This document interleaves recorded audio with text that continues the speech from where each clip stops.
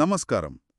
ఈరోజు మనం సివిల్ ఇంజనీరింగ్లో చాలా ముఖ్యమైన ఒక పరీక్ష గురించి అంటే ఈ EV2 ప్లేట్ లోడ్ టెస్ట్ గురించి కొంచెం లోతుగా మాట్లాడుకుందాం. అవును.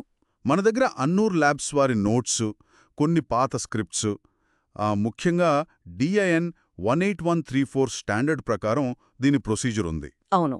ఆ స్టాండర్డ్ చాలా ముఖ్యం దీనికి. కరెక్ట్. సో వీటి నుంచి అసలు విషయం ఏంటో సులభంగా తెలుసుకుందాం. అన్నూర్ టెస్ట్ ల్యాబ్స్ వారి మొదటి ఎడ్యుకేషనల్ ప్రయత్నం ఇది, అది కూడా మనం గుర్తుంచుకోవాలి. నిజమే. మంచి ప్రారంభం. సరే, ముందుగా ఈ EV2 టెస్ట్ అంటే అసలు ఏంటి బేసిక్గా? ఇది చూడండి, నేల మీద బరువు వేసి అది ఎంత కిందకి దిగుతుందో అంటే ఎంత కుంగుతుందో కొలిచే ఒక స్టాటిక్ పరీక్ష అన్నమాట. స్టాటిక్ పరీక్ష. అవును. ఒక గుండ్రని స్టీల్ ప్లేట్ ఉంటుంది, సాధారణంగా 300 mm డయామీటర్ది. దాన్ని నేల మీద పెట్టి ఆ హైడ్రాలిక్ జాక్తో కంట్రోల్డ్గా లోడ్ వేస్తాం. ఓకే. ఆ లోడ్కి నేల ఎంత డీఫామ్ అవుతుందో అంటే ఆ కుంగడాన్ని కొలుస్తాం. ఇది 2 సార్లు చేస్తారు, 2 లోడింగ్ సైకిల్స్లో. 2 సార్లు? అవును. మొదటి సైకిల్ నుంచి EV1 విలువ వస్తుంది, రెండో సైకిల్ నుంచి EV2 వస్తుంది. Okay okay. మరి రెండోసారి ఎందుకు? అంటే ఆ EV2కే ఎందుకు అంత ప్రాధాన్యత ఇస్తున్నారు? ఆ పేరులో 2కి కారణమేంటి? మంచి ప్రశ్న అడిగారు. ఈవీ అనేది జర్మన్ పదం వెర్ఫార్మింగ్స్ మాడ్యూల్కి షార్ట్ ఫామ్, అంటే డీఫార్మేషన్ మాడ్యులస్. డీఫార్మేషన్ మాడ్యులస్ అంటే ఒత్తిడికి నేల ఎంత వైకల్యం చెందుతుందో చెప్పే కొలత. ఇక 2 అంటారా, అది రెండో లోడింగ్ సైకిల్ని సూచిస్తుంది. ఎందుకు?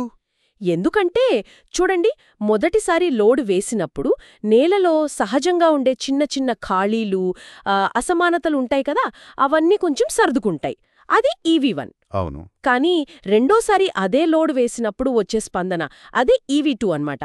ఇది నేల యొక్క అంటే స్థిరపడిన రియలిస్టిక్ దృఢత్వాన్ని చూపిస్తుంది. అంటే మొదటిసారి కన్నా రెండోసారి వచ్చే రీడింగ్ ఎక్కువ నమ్మదగినదా? ఖచ్చితంగా. మీరు చెప్పినట్లు ఒక కొత్త మ్యాట్రెస్ మీద కూర్చున్నప్పుడు మొదటిసారి బాగా లోపలికి వెళ్తుంది కదా. అవునవును. రెండోసారి కొంచెం గట్టిపడుతుంది. అలాగే అన్నమాట. ఈ EV2 అనేది నేల సెటిల్ అయ్యాక అంటే రిపీటెడ్గా లోడ్ పడితే ఎలా బిహేవ్ చేస్తుందో చూపిస్తుంది. లాంగ్ టర్మ్ పర్ఫార్మెన్స్కి ఇదే కీలకం. అద్భుతం. చాలా బాగా చెప్పారు. అంటే దీర్ఘకాలిక పనితీరు అంచనా వేయడానికి EV2 ముఖ్యం. మరి దీన్ని ఎక్కడెక్కడ వాడతారు ఎక్కువగా? చాలా చోట్ల. ముఖ్యంగా రోడ్లు, ఎయిర్పోర్ట్ రన్వేలు, రైల్వే ట్రాక్స్ కింద వేసే కట్టడాలు అంటే ఎంబాంక్మెంట్స్. రైట్. బిల్డింగ్ ఫౌండేషన్స్ కింద ఉండే సాయిల్ లేయర్స్, ఫౌండేషన్ బెడ్స్ అంటాం. ఇంకా గోడల వెనుక మట్టి సరిగ్గా పూడ్చారా లేదా అంటే బ్యాక్ ఫిల్లింగ్ సరిగా చేశారో లేదో చూడ్డానికి కూడా. అంటే ల్యాబ్లో చేసే టెస్ట్ల కన్నా ఇది వేరన్నమాట, ఎందుకంటే అక్కడికక్కడే ఫీల్డ్లోనే చేస్తున్నారు. అవును, అదే దీని స్పెషాలిటీ. ఆ సైట్లో ఉన్న తేమ, ఆ కాంపాక్షన్ లెవెల్స్, ఆ కండిషన్స్లోనే టెస్ట్ చేస్తారు కాబట్టి రిజల్ట్స్ వాస్తవంగా ఉంటాయి కదా. ఖచ్చితంగా. అదే దీనికున్న అతిపెద్ద అడ్వాంటేజ్.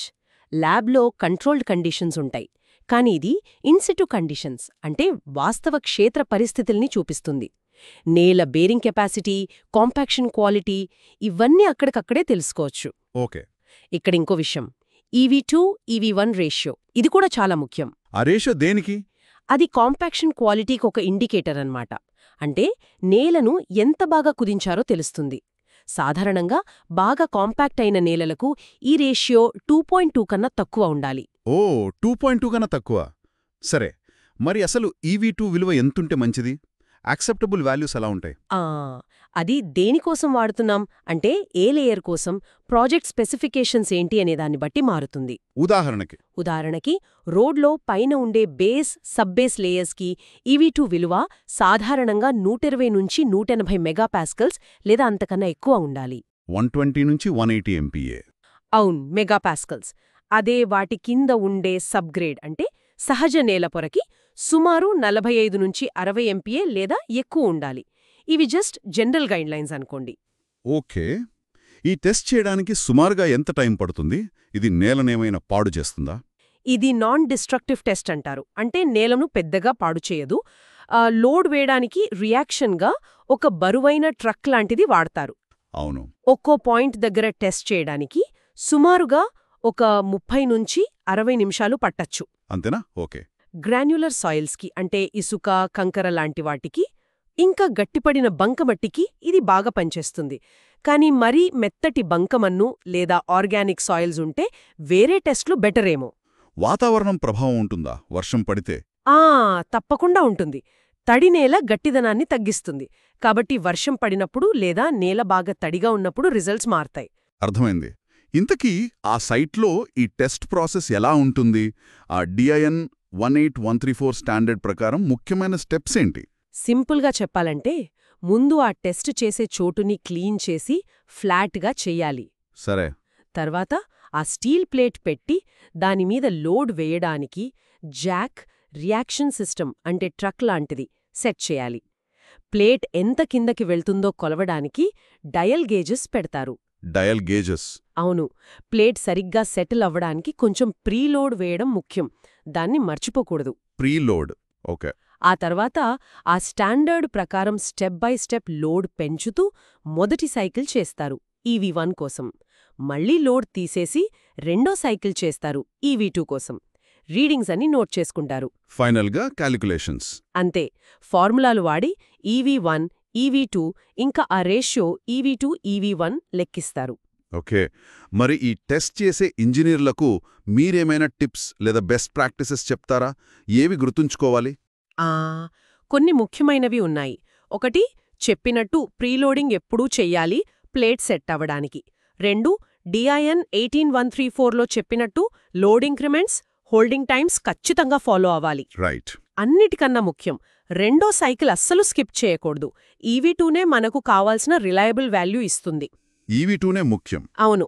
ఇంకో చిన్న విషయం, టెస్ట్ టైంలో టెంపరేచర్, వెదర్ కండిషన్స్ నోట్ చేసుకోవడం మంచిది. తరువాత ఎనాలిసిస్కి హెల్ప్ అవుతుంది. చాలా స్పష్టంగా వివరించారు. రోడ్ల దగ్గర నుంచి ఎయిర్పోర్ట్స్ దాకా ఎన్నో నిర్మాణాల నాణ్యత విషయంలో ఈ EV2 టెస్ట్ ఎంత కీలకమో అర్థమవుతోంది. నిజమే. ఫీల్డ్ క్వాలిటీ కంట్రోల్లో ఇదొక బేసిక్ కానీ చాలా పవర్ఫుల్ టూల్ అన్నమాట. అయితే ముగించే ముందు ఒక ఆలోచన. భవిష్యత్తులో ఈ సెన్సార్ టెక్నాలజీ, AI ఇవన్నీ ఇంకా డెవలప్ అయితే ఈ EV2 లాంటి టెస్టులు చేసే విధానంగాని, వాటి రిజల్ట్స్ని మనం అర్థం చేసుకునే తీరుగాని ఎలా మారొచ్చంటారు? ఇది మన ఇవాటి చర్చకు కొంచెం బయట విషయమేనా? అవును. అది చాలా ఇంట్రెస్టింగ్ ప్రశ్న. ఖచ్చితంగా మార్పులు రావచ్చు. రియల్ టైమ్ మానిటరింగ్ ఇంకా ప్రెడిక్టివ్ అనాలిసిస్ ఇలాంటివి సాధ్యపడొచ్చు. దాని గురించి మరోసారి మాట్లాడుకోవచ్చు. తప్పకుండా. ఈరోజు ఇంత విలువైన సమాచారాన్ని మనకు అందుబాటులోకి తెచ్చిన అన్యూర్ టెస్ట్ ల్యాబ్స్ వారి ప్రయత్నాన్ని